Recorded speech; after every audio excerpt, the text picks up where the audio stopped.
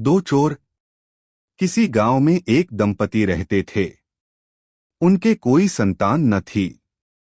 उसी गांव के पास दो चोर भी रहते थे।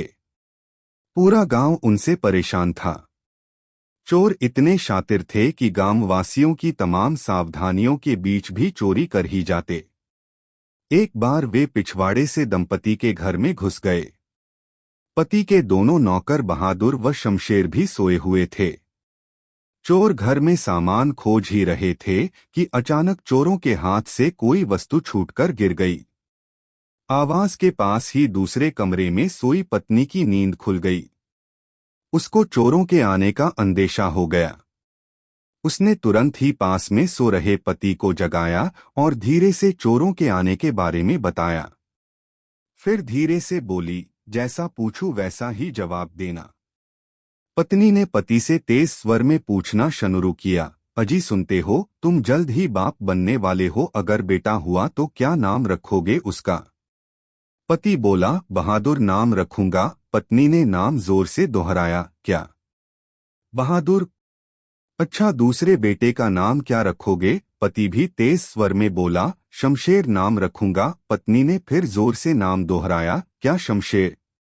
अच्छा, जरा बताओ तो तीसरे का क्या नाम रखोगे? पति फिर जोर से बोला, चोर रखूंगा। चोर? पति पत्नी की बात सुनकर चोर मुस्करा रहे थे।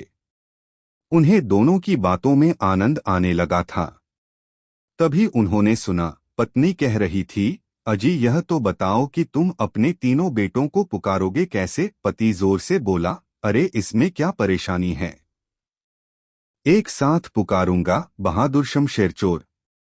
अरे तुम्हारी इस चूहे जैसी आवाज को हमारे शेर बच्चे सुन ही नहीं पाएंगे। जोर से पुकार कर बताओ न, पत्नी ने कहा। पति जोर जोर से पुकारने लगा, बहादुर शमशेर चोर, बहादुर शमशेर चोर। पति की ऊंची पुकार सुनकर दोनों नौकर हड़बड़ाकर उठ बैठे और कमरे के पास आकर बोले, मालिक कहाँ हैं चोर? पत्नी ने हाथ से पास वाले कमरे की तरफ इशारा कर किया। फिर क्या था? दोनों ने लपक कर चोरों को पकड़ लिया और उनकी धुनाई कर डाली। सीख, मुश्किल समय में तर्क और बुद्धि के प्रयोग से मुसीबतों से बाहर निकला जा सकता है।